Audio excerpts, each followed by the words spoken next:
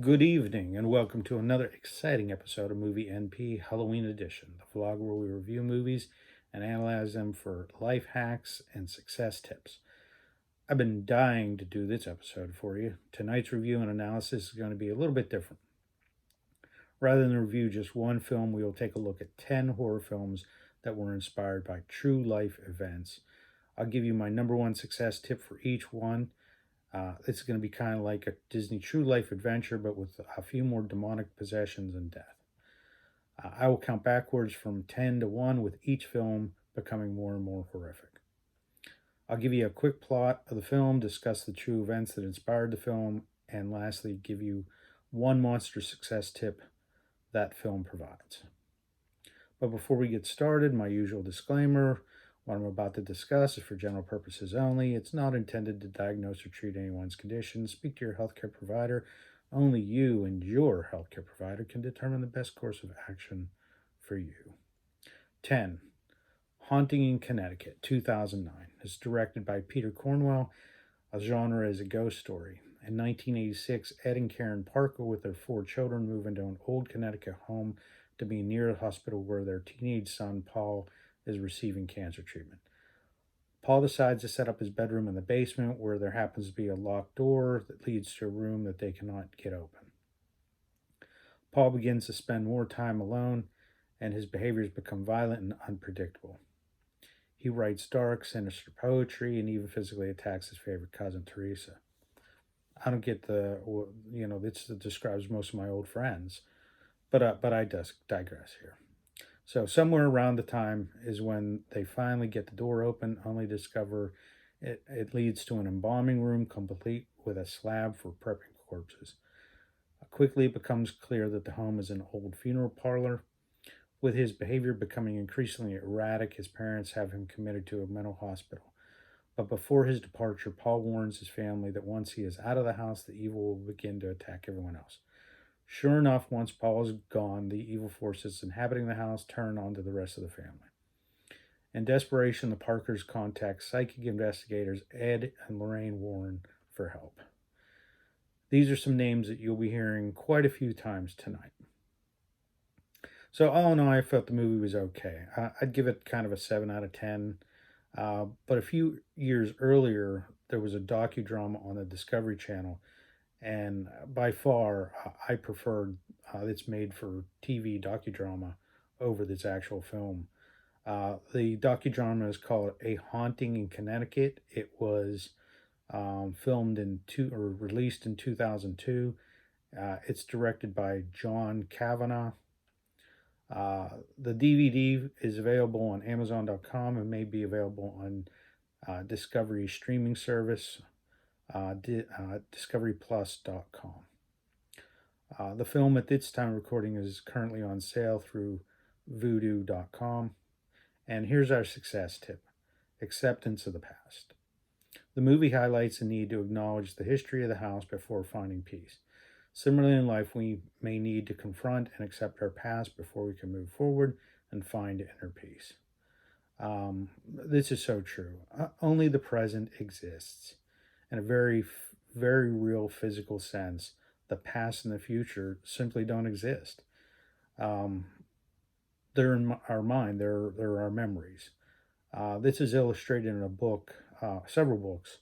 The Power of Now by Eckhart Tolle and The Present by Spencer Johnson. The point here is when we focus too much on the past or the future, this is when we begin to run into problems. We need to acknowledge the past, learn from it, and make peace with it.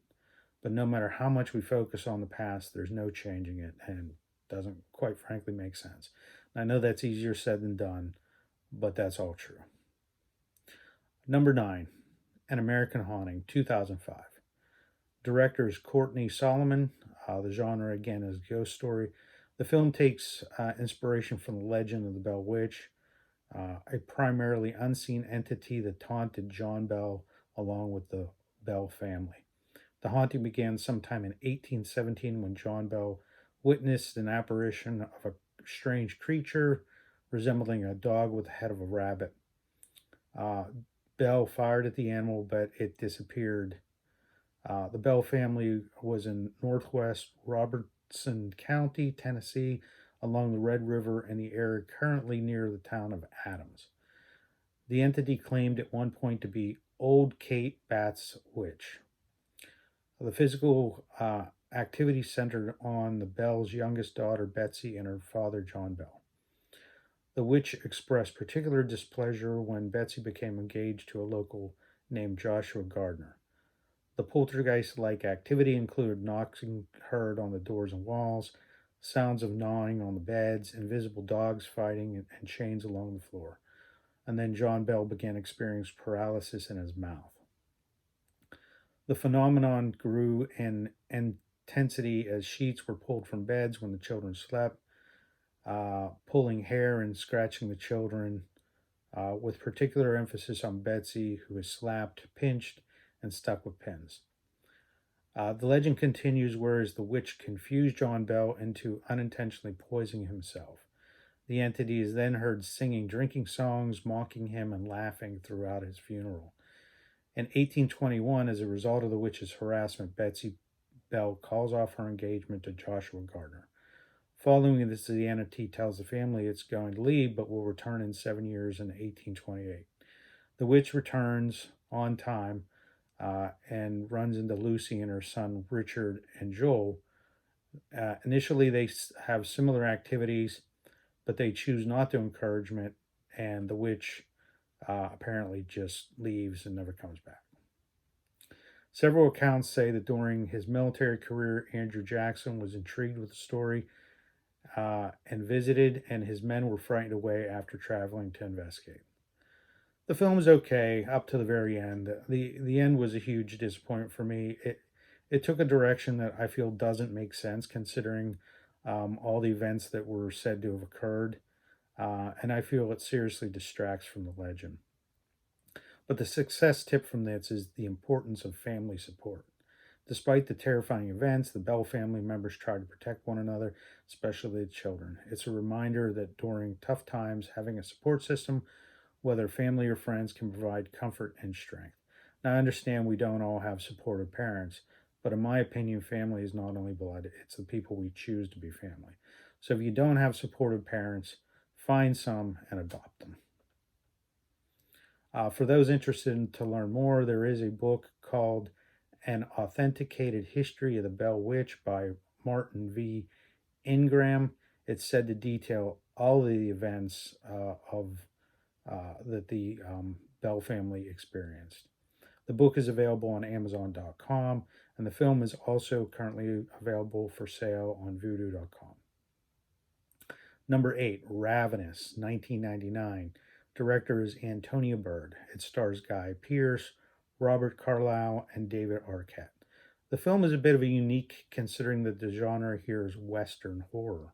The film explores the themes of survival, power, and the darker side of human nature. In a remote military outpost in the 19th century, Captain John Boyd and his regiment embark on a rescue mission which takes a dark turn when they are ambushed by a sadistic cannibal. The film is based on the true life accounts of Alfred Packer, an American prospector and self-proclaimed wilderness guide who confesses to cannibalism during the winter of 1874. The success tip here is accepting the darker parts of yourself. Ravenous delves into the character's struggles with darker impulses and desires. It highlights the importance of acknowledging these aspects rather than pretending they don't exist. The takeaway is self-awareness, involvement, recognizing all parts of yourself, even though we are uncomfortable with them. It can be the first step towards real change.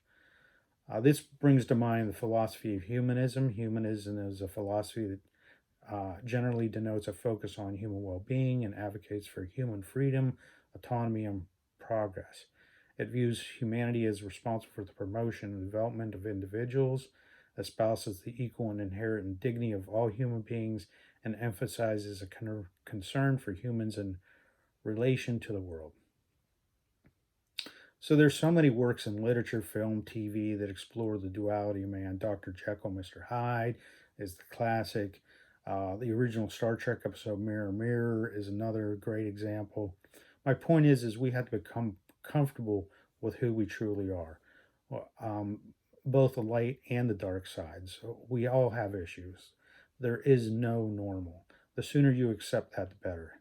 If you don't, these underlying emotions of fear, shame, etc., they fester like splinters, and the pressure builds up until eventually it comes out in a much more worse way than if you dealt with it and became comfortable with it head on. The film is currently on sale on voodoo.com. It's also available to stream on Amazon Prime Video and is available on DVD and Blu ray by way of Amazon.com. Number 7, A Nightmare on Elm Street, 1984 and 2010. It's been remade.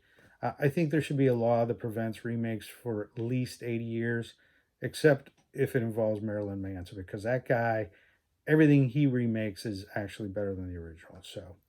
But it's directed and written by Wes Craven. It stars Heather Langenkamp, a very young Johnny Depp, and Robert Englund. It revolves around teenager Nancy Thompson and her friends who become targets of a spirit of a serial killer with a bladed glove that stalks them in their dreams. If they die in their dreams, they also die in real life. So this is based on the true life story of over 100 healthy male Asian refugees from a country known as Laos. I hope I'm pronouncing that right. That inexplicably died in their sleep. The events occurred in the late 1970s. The medical explanations report the deaths were from cardiac arrhythmias, but superstitious Lao people blame Dab Suam, an evil spirit that kills you in your sleep and who appears in the form of a jealous woman. This superstition is very deeply rooted among the Lao people, and it's said that this is what contributed to the deaths. In European countries, the same spirit or entity exists. Some countries call it a hag. Some people call it a witch, a demon, a succubus, a jinn. But the story goes that it sits on your chest as you lay in bed and can kill you. Modern science says that this is simply sleep paralysis, but can we ever truly be sure? The success tip here is take control of your mindset. The movie shows how Freddy thrives on fear, and the more scared the characters become, the stronger he gets. This serves as a metaphor for how our fears and negative thoughts can take control of us and if we let them. Learning to manage anxiety and manage a positive mindset can help reduce the power of fear over our lives. The film is available to stream on voodoo.com, Amazon Prime, and DVD and Blu-ray by way of Amazon.com. Number 6 is The Pope's Exorcist. This is a little bit more recent, 2023. Director is Julius Avery. It stars Russell Crowe. The film takes place in 1987 and features Gabriel Amorth, the Vatican's chief exorcist. He is sent to investigate the demonic possession of an American boy in Spain. In doing so, he discovers a secret the Vatican has tried to keep buried for centuries. Success tip here is seek understanding, not just solutions. Rather than simply trying to cast out the demon, Father Amorth seeks to understand the nature of the entity and the history behind it. In life, this reflects the importance of not just treating the symptoms of a problem, but understanding its root cause. Deeper understanding can lead to more effective and long-lasting solutions. So more information for those of you who want to know can be found in Father Amorth's 2 books. An Exorcist Tells His Story, 1990, and An Exorcist More Stories, 1992. These detail the true life accounts of the priests, exorcists. Both books are available by way of Amazon.com. The film is available to stream on voodoo.com and Blu-ray and DVD by way of Amazon.com. Number 5, Poltergeist, 1982. This was also remade, but I won't go there. Director is Tobe Hooper. Again, sorry for the pronunciation. Writer is Steven Spielberg. This was Steven Spielberg's big breakout supernatural horror slash ghost story. Poltergeist is about a family who moves into a newly built planned community of uh, Cuesta Verde, California. Late one night, their 5-year-old Carol Ann inexplicably converses with the family's television set while it displays post broadcast static.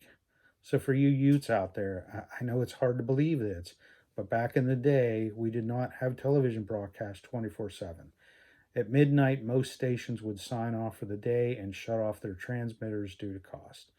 The screen would then just go to static. It was creepy. The next night, Carol Ann fixates on the television again, and a ghostly white hand emerges from the screen, followed by a violent earthquake.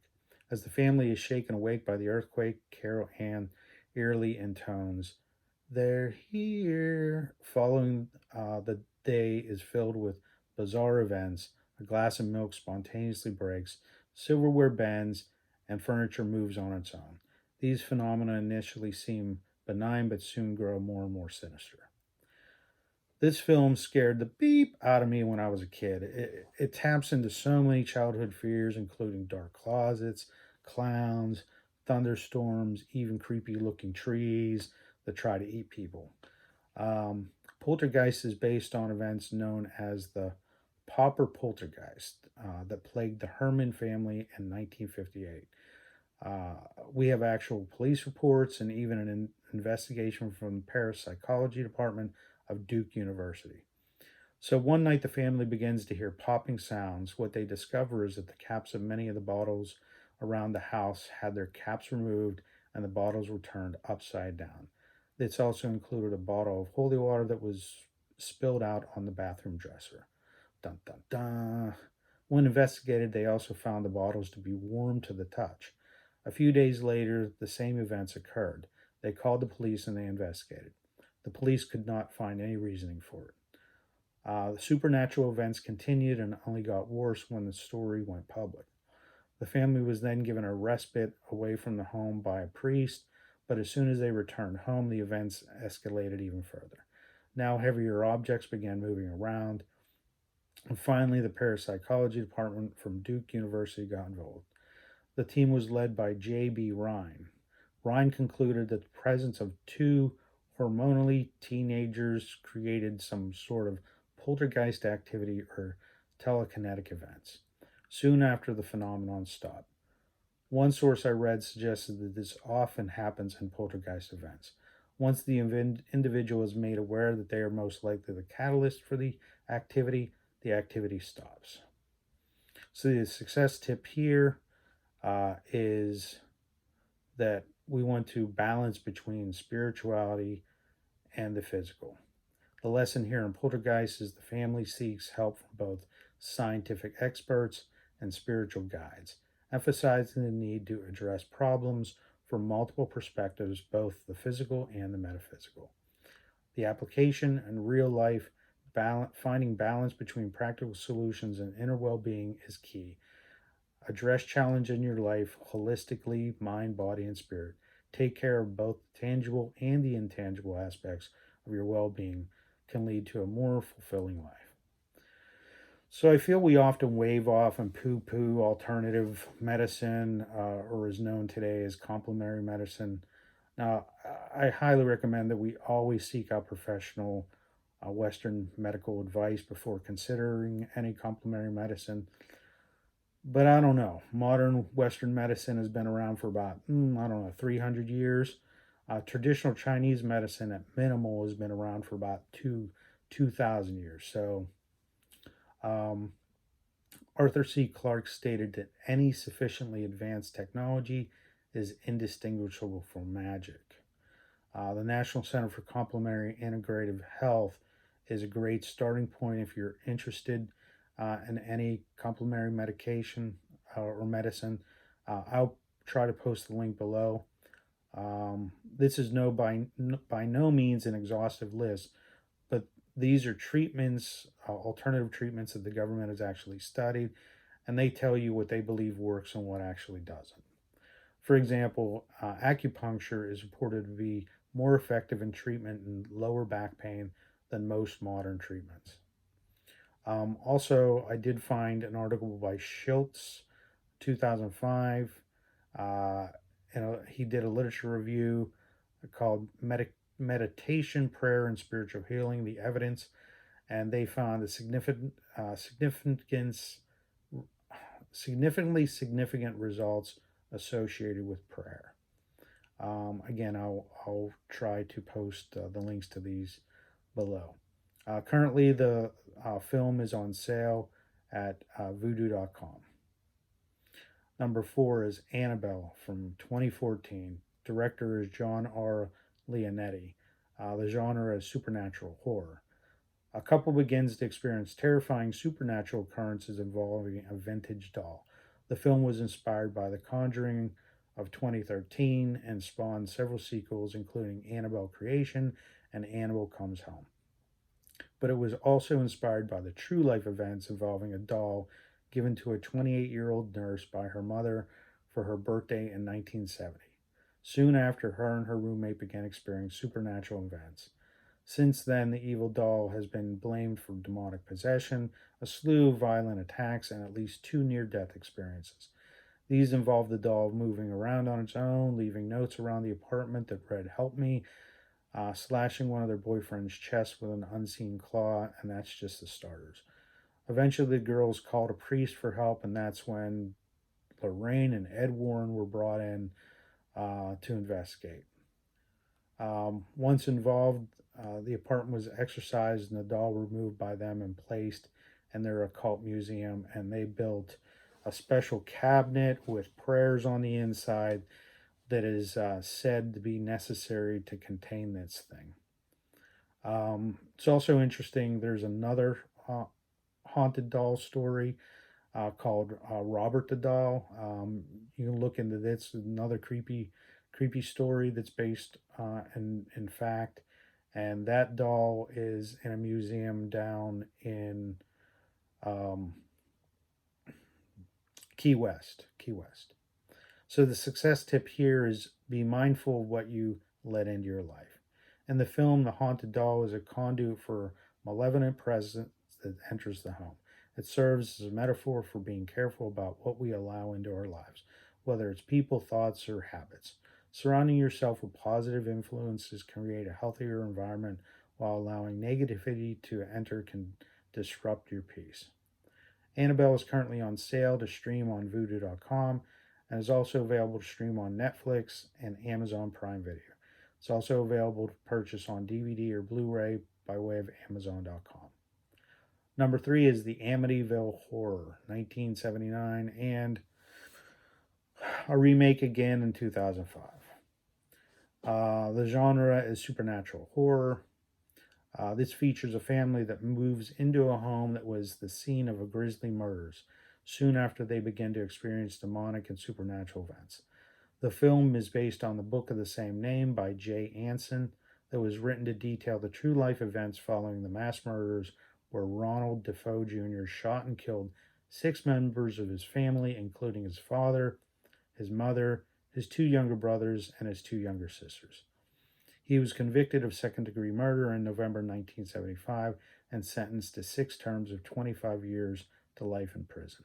DeFeo died in prison in March 2021. The house sat empty for 13 months until December 1975 when George and Kathy Lutz moved in the house with their 3 children and dog. However, after 28 days, the Lutzes fled the house, claiming to have been terrorized by paranormal phenomenon while living there. The supernatural events that allegedly occurred include odors in the house that came and went, weird sounds, the front door that would slam shut in the middle of the night on its own. George stated that I couldn't get warm in the house for many days. George Lutz also reported that waking up at every night at 3:15 a.m., which was believed to be around the same time that DeFeo was murdered. Green slime oozing from the walls.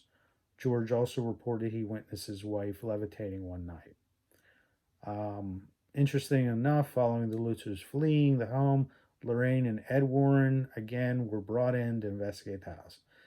That evening, a photo was taken of the second floor that that showed one of the, that showed a kid that resembled one of the young DeFeos.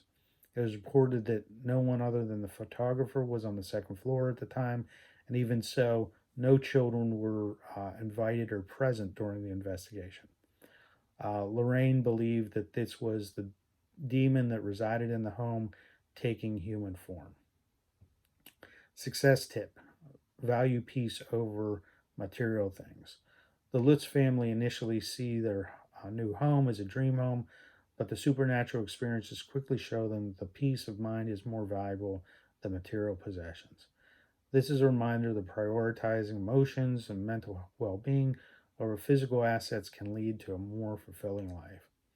Personal story here: at one time, I was hell bent on purchasing a Jeep, uh, paid crazy money for it, crazy payments, had nothing but problems.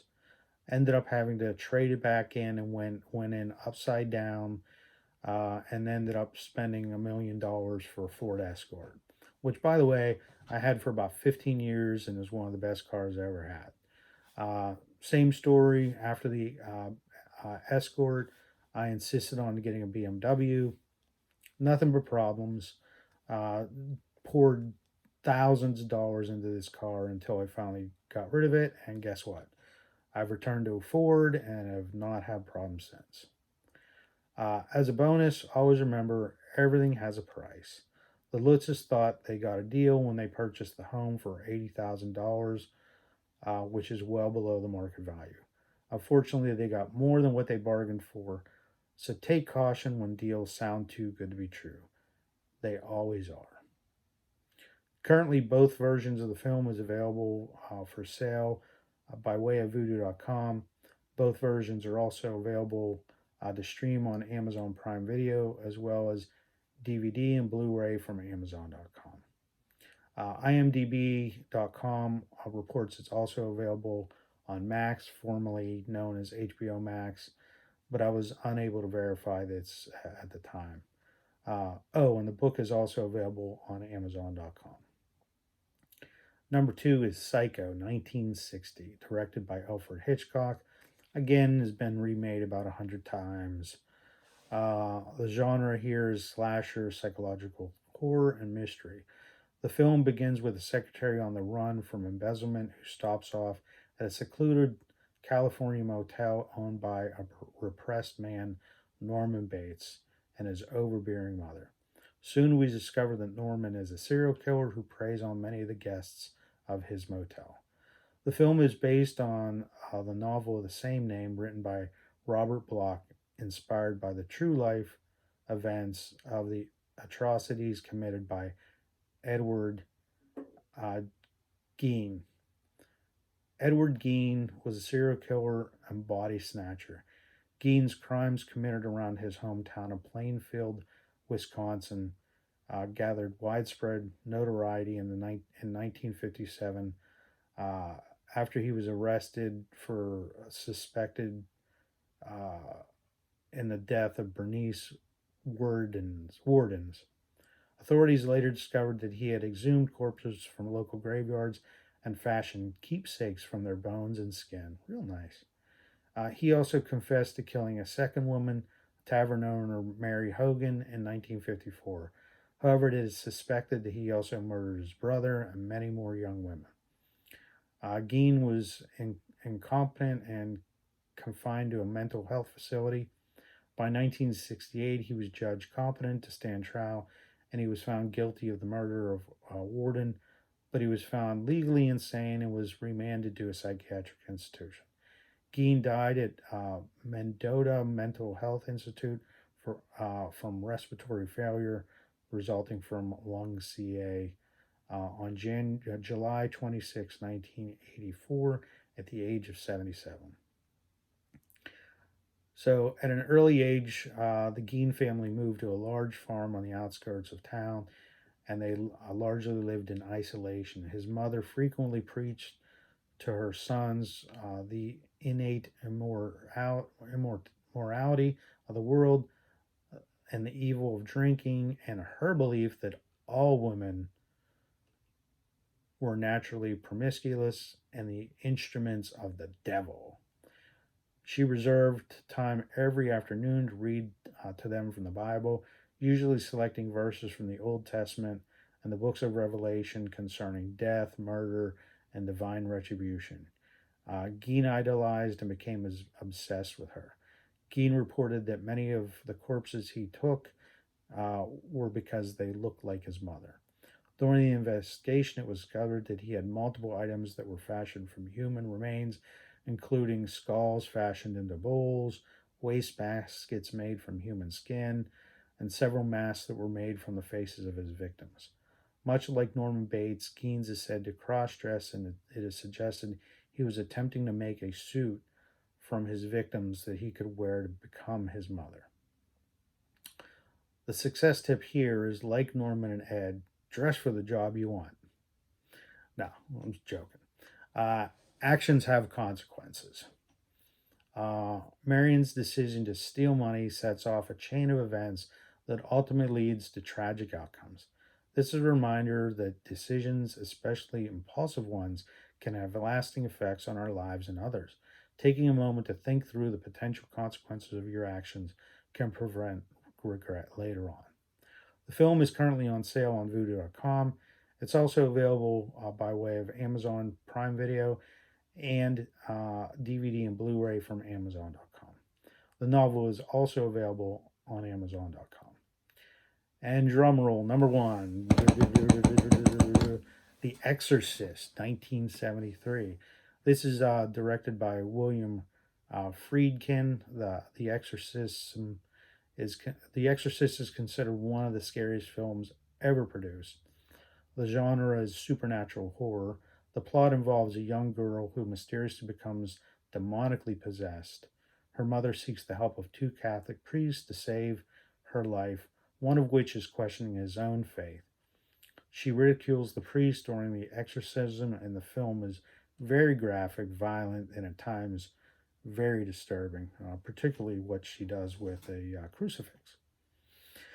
The events of The Exorcist in the novel of the same name by William Blatty were inspired by multiple exorcisms that were performed on a young boy known under the pseudonym of Roland Doe or Robbie Mannheim during the 1940s. The 14-year-old boy was said to be a victim of demonic possession, and the events were recorded by the attending priest Raymond Bishop. His Aunt Harriet and primary playmate introduced Roland to the Ouija board when he was expressed interest in it. Soon after Aunt Harriet's death, the family experiences strange noise, furniture moving on its own, and ordinary objects such as vases flying or levitating when the boy was nearby. A priest was consulted, and it is reported that he underwent multiple exorcisms until he was able to slip out of the restraints, break one of the bed springs off, and cut the priest's arm. Following the failed exorcism, it is then reported that Roland's mother saw unexplained scratches on his body, and at one point saw Louis, Louis, carved into his chest. She then took this to take the boy and return to her hometown of St. Louis, Missouri. Once there, two other priests got involved and observed the boy, and they witnessed the shaking of beds, flying objects, and the boy speaking in a guttural voice. And he had an aversion to anything sacred. The boy was taken to a hospital, and the priests were granted permission to proceed with another exorcism. A third priest became involved to assist and witness during the exorcism words such as evil and hell, along with other various marks appearing on the teenager's body. It is reported that at one point he broke the nose of one of the priests during the process. The priest told reporters that after the rite was over, Roland went on to lead a rather ordinary life, quote unquote. The success tip here is don't understate the power of evil or negativity. The movie shows that evil forces can be deceptive and persistent. Likewise, negative thoughts, habits, or toxic people can subtly take over if left unchecked. Stay mindful of the influences in your life and don't allow negativity to take root. Regularly check in with yourself and take steps to avoid slipping into harmful behaviors or mindset. Uh, Remember, the only person you should ever be comparing yourself to is who you were yesterday. Forget what your neighbor has, forget what your friends have, forget what your boss has. Focus on yourself. Focuses on how you can be successful and how you can improve yourself from the person that you were yesterday. The film is currently on sale on Vudu.com. It's also available to stream on Amazon Prime Video, and the DVD Blu ray and the novel are all available on Amazon.com. IMDb.com also reports it's available on Max. Well, that's it for today, folks. For more horrors, I just read an article that alligator catfish hybrids are being bred by Auburn University. So I'm confident we will be seeing a horror film regarding this in the near future. So stay tuned. Please click like and subscribe. Share this with friends. Comments below your thoughts. If there's a film that you want me to go into more detail on, would love to review it. And eventually I'll probably do a more detailed review of the films from above. Join me next week. Pleasant nightmares. I hope the bed bugs do bite, and be well. Thanks.